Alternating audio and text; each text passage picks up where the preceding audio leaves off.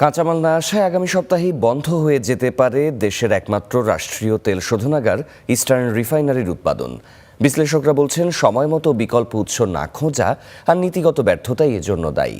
চট্টগ্রাম থেকে আরও জানাচ্ছেন সৈয়দ তামিম মাহমুদ। দেশের জ্বালানি পরিশোধনে একমাত্র সরকারি প্রতিষ্ঠান চট্টগ্রামের ইস্টার্ন রিফাইনারি লিমিটেড ইআরএল। এটি বছরে দেশের মোট চাহিদার প্রায় 20% জ্বালানি সরবরাহ করে। তবে মধ্যপ্রাচ্য যুদ্ধের ফলে শোধনের জন্য অপরিশোধিত তেল আমদানি করতে পারছে না প্রতিষ্ঠানটি। ফলে দৈনিক জ্বালানি পরিশোধন ক্ষমতা প্রায় 4000 থেকে নেমে এসেছে 1000 টনের নিচে।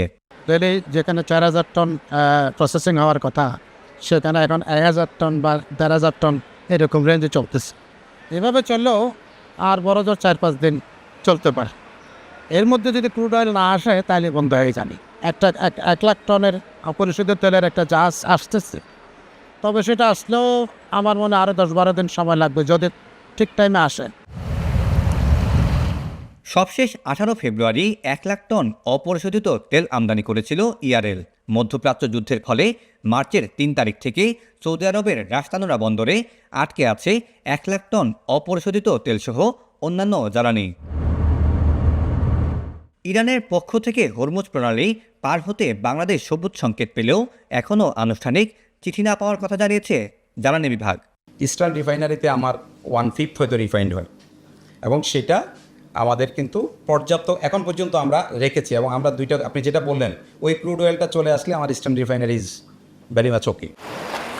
তবে 3টি জাহাজ অপরিশোধিত তেল নিয়ে মে মাসের মধ্যে দেশে আসবে বলে জানিয়েছে শিপিং কর্পোরেশন।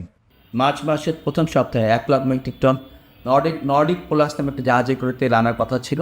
ওই সময় যুদ্ধ শুরু হওয়ার কারণে এখন পর্যন্ত রাস্তানুরার আউটার অ্যাঙ্করেজ বা উপকূলে জাহাজটি অ্যাঙ্করে আছে। মিনওয়াইল আমরা ডিপ্লোম্যাটিক চ্যানেল মোবিলাইজ করেছিলাম। গত 2-3 দিন একটা ভালো ডেভেলপমেন্ট দেখা যাচ্ছে। এই মাসে, দ্যাট ইজ এপ্রিল মাসে 20 তারিখে সৌদি আরবের ইয়ানলো পোর্ট থেকে কার্গোটা লোড হয়ে আগামী মে মাসে 5-6 তারিখে চট্টগ্রামে এসে ইস্টার্ন রিফাইনারিতে আমরা তেল সরবরাহ করতে পারবো। এছাড়া মে মাসে আরও 2টা পার্সেল আসার পরিকল্পনা গ্রহণ করা হয়েছে। এদিকে সংকট কাটাতে বিকল্প উৎস থেকে অপরিশোধিত তেলসহ অন্যান্য জ্বালানি আনার কথা বলছে মন্ত্রণালয়। এই মুহূর্তে যেগুলো আমরা পাচ্ছি, এগুলো কিন্তু আমাদের চুক্তি অনুযায়ী পাচ্ছি। ডিরেক্ট পারচেজের মাধ্যমে যেসব চেষ্টা করছি, সেগুলো হয়তো বিভিন্ন উৎস থেকে আসবে। যদি সেগুলো আসা শুরু করে, সেগুলো আমাদের উজবেকিস্তান, কাজাকিস্তান, বিশেষ করে মধ্য এশিয়া থেকে আসতে পারে, কিংবা আমাদের সিঙ্গাপুর এই অঞ্চল থেকে আসতে পারে। বিকল্প উৎস থেকে তেল আমদানির কূটনৈতিক চেষ্টা চললেও এর সুফল কবে নাগাদ মিলবে তা নিয়ে রয়েছে সংশ্লিষ্টদের জিজ্ঞাসা। Syed Tamim Mahmud, star news, Chittagong.